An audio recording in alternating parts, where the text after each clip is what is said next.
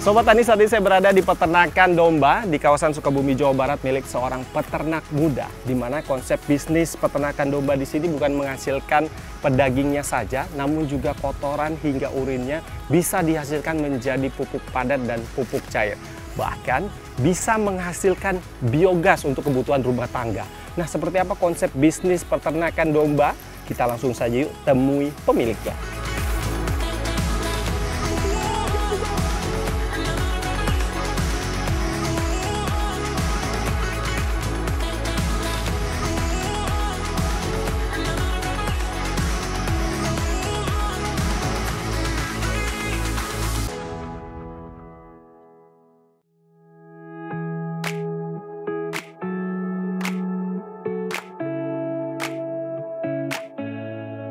Assalamualaikum. Salam. Akam ya? Iya, Mas Rizky. Iya, dari Inspirasi Tani TVRI. Ini gede banget ngomong-ngomong. Iya, Mas Rizky. Ini jenis domba Garut? Domba Garut. Ini Wah. pejantan utama kita. Ini kalau dipegang nyeruduk nggak?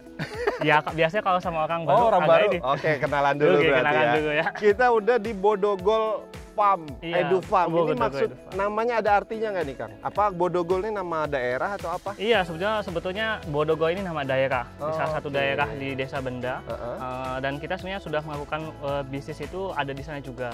Di sana Di ada. sana ada pertanian, ada villa, dan juga Adventure. Dari sini pengembangannya. Nah, dan sini salah satu pengembangan unit bisnisnya di Wah. bidang peternakan. Dari kapan?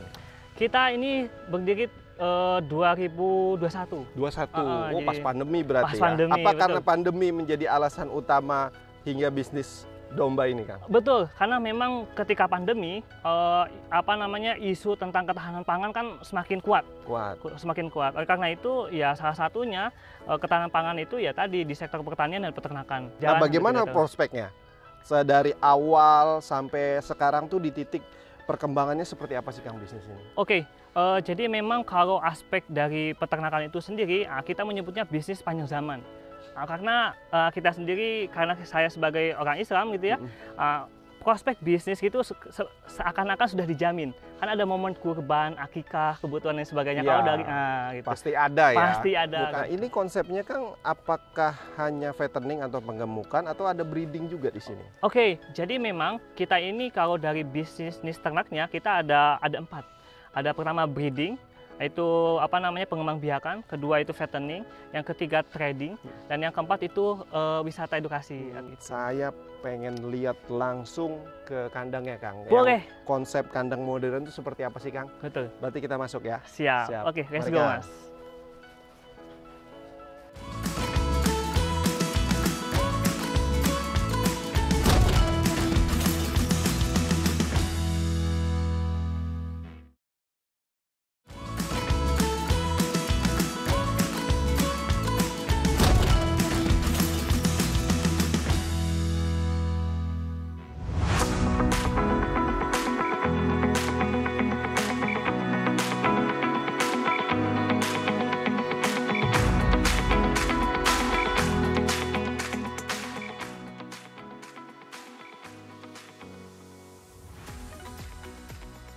Wah, ini Oke. kandangnya ya, Kang ya? Iya, ini Jadi kandang. konsep kandang modern.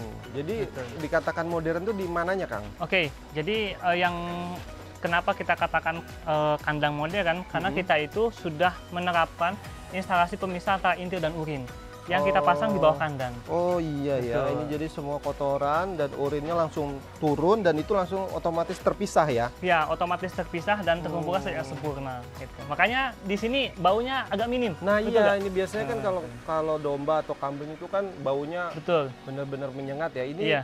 tidak. Itu Tidak. karena konsep dari kandangnya ini. Iya, salah satunya dari penerapan konsep kandang terkoreksi ini gitu. Ditambah terkoreksi mungkin ya. ada tambahan probiotik di pakan dan lain sebagainya. Nah, Gitu. sanitasinya, Kang, karena melihat kandang ini jadi kan otomatis sanitasinya pun lebih simpel ya. Betul. Bagaimana konsep sanitasi Oke, kandangnya, Kang? jadi memang dengan menerapkan kandang sistem terkoreksi, sanitasi itu pasti terjaga. gitu ya. Karena apa? Pertama dari tadi antara kotoran inti dan urinnya terpisah, dan memang setiap hari harus dibersihkan. Gitu kan. Artinya bersihkan ya lantai-lantainya saja ya Kang ya.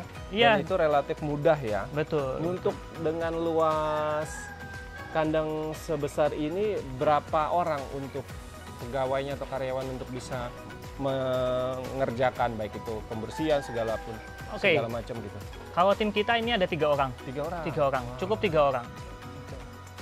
Untuk semuanya dari mulai perawatan domba, pembuatan pakan gitu ya, sanitasi gitu dan lain sebagainya. Cukup 3 orang. Cukup ya? 3 orang saja. Untuk kotoran padat dan ataupun cairannya kenapa dipisah Kang? Pertama kegunaannya beda atau gimana? Oke, karena memang satu, bau yang ada di kandang itu karena kotoran padatan dan cairan itu menyatu.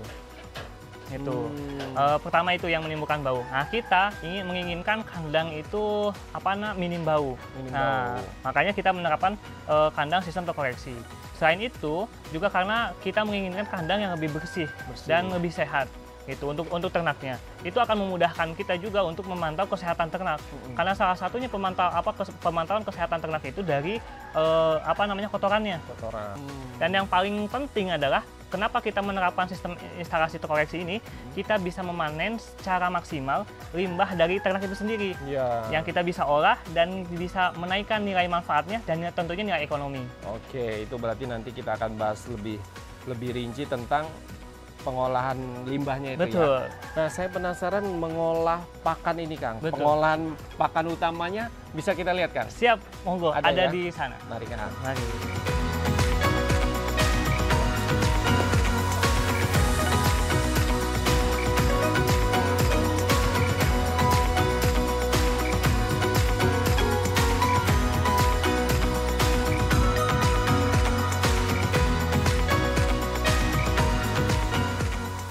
Wah, ini tempat pengolahan pakan ya, Kang? Iya, betul. Bahannya apa aja, Kang? Oh, jadi bahannya banyak. Jadi kita memang banyak. Jadi dibagi-bagi kepada beberapa jenis pakan itu sendiri, gitu ya. Jadi ada berapa jenis pakan? Nah, kalau kita kan ada pakan kering, ada pakan basah, gitu. Nah, gitu. Jadi yang pakan utama kita itu ada di pakan complete feed. Complete feed. Pakan complete feed itu kita ada campurannya dari ada konsentrat, gitu ya, ada pakan hasil fermentasi. Nah, tadi fermentasinya itu hasil dari bukan limbah ya, sisaan pakan atau sisaan campuran pakan ini yang nggak kemakan itu kita fermentasi ulang. Jadi gitu. pakan utama. Jadi pakan utama. Itu tadi kan hijauan ini dijadikan cemilan. Pasti ada sisa tuh nanti sore. Nah, itu dikumpulkan lagi, itu kita fermentasi. Nah, ditunggu prosesnya sampai 2 minggu, setelah itu kita aplikasikannya dicampur dengan konsentrat dijadikan complete feed tadi. Berarti intinya pakan tidak ada yang tersisa ya? Betul. Semua akan diolah jadi pakan lagi. Betul. Ya? Kita mencoba menjadi farm yang minim limbah lah gitu. Minim limbah. Betul. Kalau melihat efisiensinya, seberapa efisien Kang dengan metode pakan seperti ini dibanding mungkin petani-petani atau peternak konvensional lainnya menggunakan pakan yang konvensional? Oke. Sebetulnya masalah pembuatan atau pemberian pakan pakai complete feed ini memang tergantung daripada jumlah ternak yang dipelihara oleh setiap orang, gitu ya. Kalau misalkan memang skalanya masih kecil, ya mungkin masih memungkinkan untuk secara konvensional. Tapi karena kita sudah menengah, gitu ya, di atas 100 ekor, sehingga untuk mengejar efektivitasnya kita menggunakan pakan yang namanya complete feed tadi, gitu ya. Complete feed tadi. Kalau misalnya secara konvensional untuk memenuhi pakan itu ya pasti menyita waktu lah, gitu. Salah satunya menyita waktu. Nah, kita lebih baik jadikan pakan itu meskipun cost agak lebih tinggi tadi nggak masalah, tapi karena masih masuk terhadap hitungan bisnisnya. Gitu. Artinya cost-nya lebih tinggi dengan cost-nya pasti lebih tinggi, gitu. Kelebihannya apa Kang pakan seperti ini? Kelebihannya adalah kalau misalkan pakan complete feed dari segi penyimpanannya lama, jangka panjang, lama. Terus tidak tergantung cuaca. Kalau misalkan hujan gitu ya pasti kita untuk ngarit itu kan pasti terganggu. Sulit, ya. Apalagi ada musim kering, kita dihantam El Nino waktu itu hampir 5-7 bulan itu rumput kan kering semua gitu. Nah, salah satu dia mensiasati ya dengan apa? Dengan kita membuat pakan komplit itu sendiri. Kang, tadi sempat beberapa kali disinggung terkait pengolahan limbah. Limbah itu kotoran dari dombanya itu. Betul. Ada tempat pengolahannya, Kang, untuk Ada menjadikan pupuk? Ada khusus Di sini juga ya? Di sini juga. Ya? Oke, di sebelah. Kita lihat ya, Kang, ya, pengolahan limbahnya ya, Kang. Di sana? Iya. Oke. Monggo.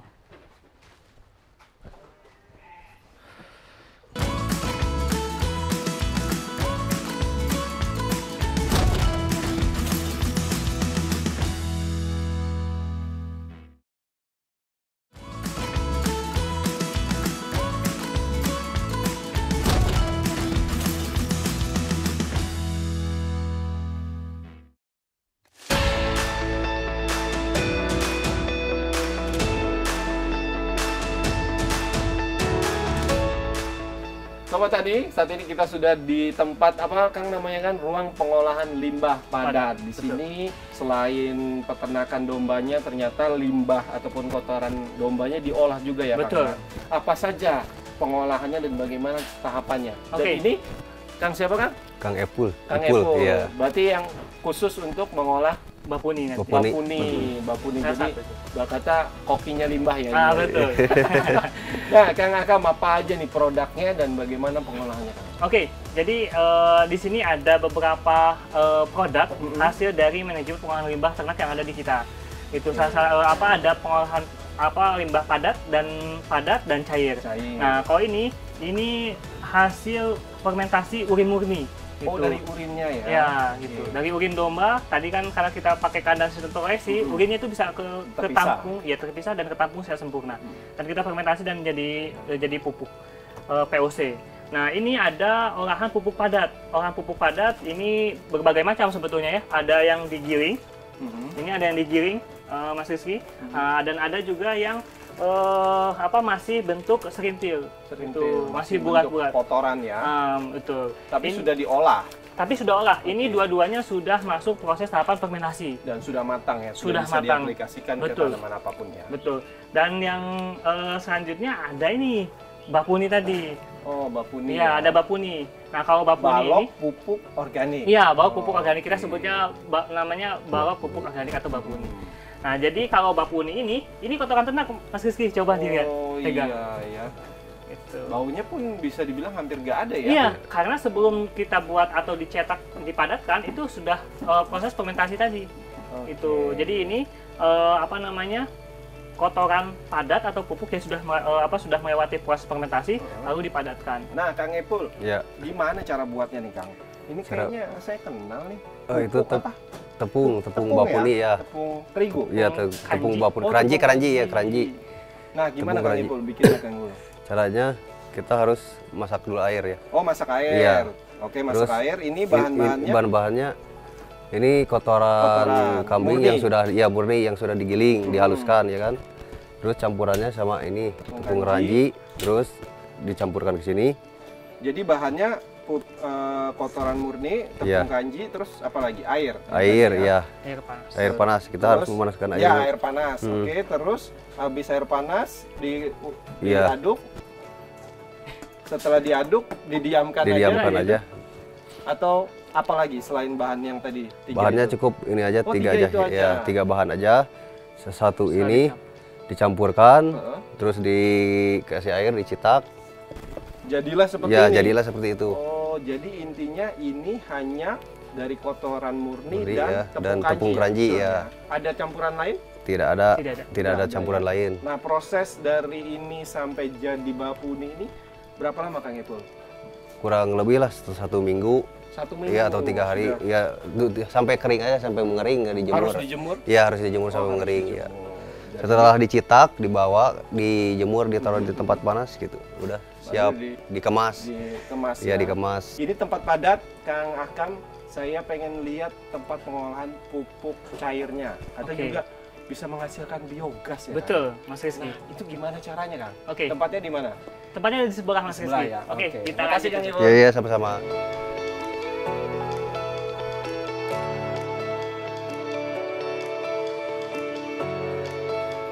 Oke, ini area biogas kohe domba. Jadi di sini tempat pengolahan biogasnya ya, Kang ya? Betul. Di sini area manajemen pengolahan limbah ternak utamanya. Ada limbah padat dan limbah cair. Cairnya di mana, Kang? Cairnya sebelah sana yang ada di gentong-gentong putih.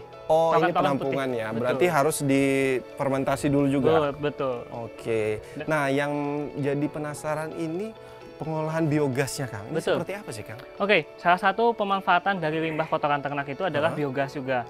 Jadi dari kotoran ternak itu bisa dimanfaatkan menjadi gas rumah tangga. Gitu. Oke. Dan tahapannya gimana, Kang? Oke, tahapannya ini ada input digester biogas sebutannya. Oh, ini Jadi kotoran yang kita panen di kandang itu kita simpan di sini dan kita alihkan ke digester atau di silo di bawahnya. Oh, di sini ada sumurnya. Ada sumurnya, ya. gitu. Wah. Ada penampungan sumur utamanya. Jadi ini kotoran dicampur apa, Kang? Bisa Kotoran jadi biogas? hanya dicampur air aja, Air gitu. biasa ya? Air biasa. Ini air kegunaannya hanya untuk mengalirkan aja sih, sama untuk mengunci gas. Mengunci di bawah. gas di bawah. Di bawah. Nah, untuk kapasitas minimal bisa menghasilkan biogas itu seberapa banyak, Kang? Ya, kalau dari untuk kotoran domba itu minimal 4 kubik, Mas. 4 kubik. 4 kubik. Dengan Atau 2 ton, pertamanya 2 ton kotoran domba. kotoran domba. Dan prosesnya hingga bisa mencapai ataupun mendapatkan gas itu seberapa lama, Kang? Itu cukup ditunggu selama 1 minggu. 1 minggu. 1 minggu saja. Wah, Tapi cepat kalau ya. setelah dia sudah menghasilkan gas, ya asalkan kotorannya itu rutin untuk diganti gitu ya, itu nggak akan lama gitu. Jadi misalkan hari ini habis, ya mungkin 5 jam kemudian dia sudah ada lagi. Ini berarti contoh sudah menghasilkan gas dari sumur di bawah mengalir ke tabung ini ya, Kang ya? Iya, Menghasilkan gas ini. iya. Boleh dinyalakan, Kang? Oke, boleh. Oh, harus pakai percikan api langsung ya, Iya. Kang ya? Nah. Oke, wah biru ya. Nah, ini Sobat Tani, hasil dari biogas yang dihasilkan dari kotoran hewan atau kotoran domba. Memang aromanya memang rada bau ya. Agak beda pasti. Agak beda dengan gas rumah tangga. Nah, ini sebenarnya aman nggak sih, Kang, digunakan untuk rumah tangga gitu? Ini relatif aman, Mas. Aman gitu. ya? Karena kita pun pemanfaatannya sudah dipakai rumah tangga farm kita sendiri. Oh, ini sudah mengalir ya? Mengalir sampai ke mes karyawan. Wah, berarti memang sudah diuji coba ya. Betul. Dan untuk kapasitasnya minimal 2 ton tuh untuk rumah tangga bisa diperkecil nggak kapasitasnya?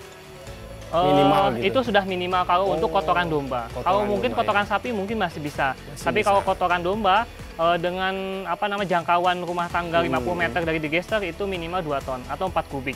Ini menarik ya, Kang ya. Kalau misalkan kita bisa mengembangkan biogas ini, bisa jadi kita bisa lebih mandiri ya, Kang. Betul. Ya? Indonesia mandiri dari segi gas begitu, menghasilkan biogas dan bisa diterapkan dimanapun di Betul, Mas. rumah tangga ya. Betul.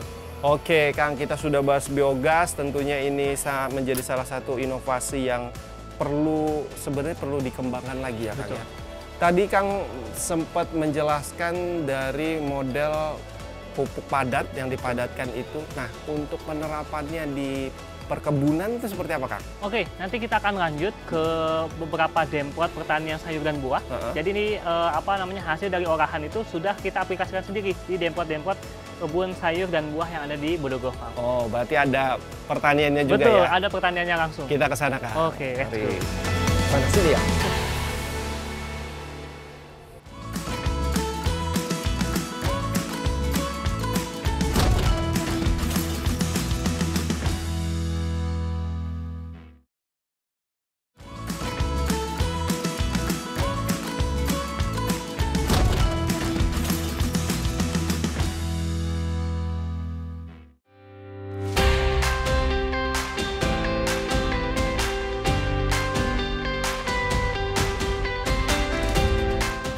Nah, Sobat Tani, kita saat ini sudah berada di tempat mana, Kang, namanya, Kang? Demplot kebun sayuran dan buah, Mas. Demplot kebun sayuran dan buah. Jadi Sobat Tani, bukan hanya domba saja yang ada di Bedogol Farm ini, Edu Farm ini. Betul. Ternyata ada juga nanam buah dan ini sistemnya katanya terintegrasi ya, Kang, ya? Terintegrasi. Apa itu yang dimaksud terintegrasi itu dari mananya, Kang? Ya karena tadi kita sudah melewati yang namanya manajemen pengolahan limbah ternak tadi di kandang. Oke, ya. Nah, cara pemanfaatannya atau misalkan buktinya integrasinya dengan apa. Nah, salah satunya dengan dempot pertanian sayur dan buah yang ada di Bodogo Farm. Jadi ketika orang datang ke sini sudah lihat buktinya loh, ini loh kita juga sudah sudah mengimplementasikan atau sudah ya tadi mengintegrasikan dengan pertanian yang ada di Bodogo. Dari peternakan ke perkebunan pertanian ini ya. Iya, betul. Nah, ini apa nih Kang ngomong-ngomong? Iya, jadi ini kita pemanfaatan bulu domba. Oh, bulu domba. Bulu domba. Ini boleh diangkat? Boleh diangkat. Nih Sobat Tani, ternyata ini bulu domba. Saya pikir Gitu. kayak apa ya? Oh, ternyata bulu domba ya? Iya, ini kayak kapas gitu ya, kayak kapas. Jadi manfaatnya ini untuk apa bulu domba? Nah, ini bulu domba ini sebagai pengganti rockwool untuk tanaman hidroponik. Nah, salah satunya bisa diaplikasikan untuk tanaman kangkung. Oh, jadi Gitu. salah satu produk dari Bodogo Edufarm ini Farm. ya. Ya. Jadi gitu. Menggunakannya gimana nih Kang? Menggunakannya ini kenapa kita buat padatkan juga, ini kesannya biar tidak jorok juga. Mas megang domba. Ini kan dari Biasa kotoran aja domba ya. biasa aja ya, karena sudah jadi Dan kering juga ya. dan kering juga. Dan setelah diaplikasikan juga lebih mudah karena cuman digali di dekat tanamannya terus dimasukkan ke tanamannya dikubur. Oh, dikubur. Dan itu otomatis tidak larut ataupun dia kemana-mana ya? Kemana-mana tetap di karena situ ya justru ketika disiram dia akan mudah kembali menggembur gitu. Ngomong berapa omsetnya nih Kang? Aduh. Biar Sobat Tani pengen Oke. tahu Baik.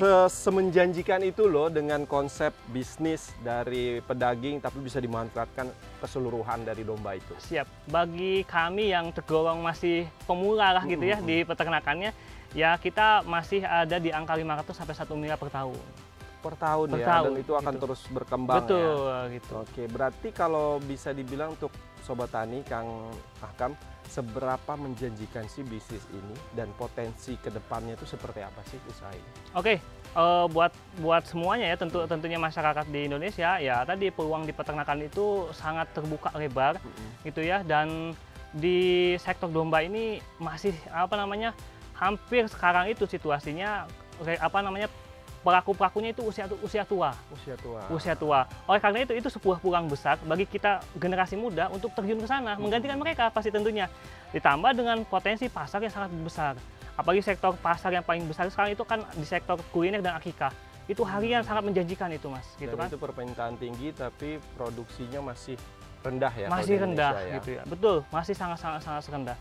Terima kasih Kang Ahkam sudah Sama-sama. bercerita dengan kami Inspirasi Tani dari hulu ke hilir peternakan domba dan pemanfaatan limbah domba itu sampai mengintegrasikan peternakan dan pertanian.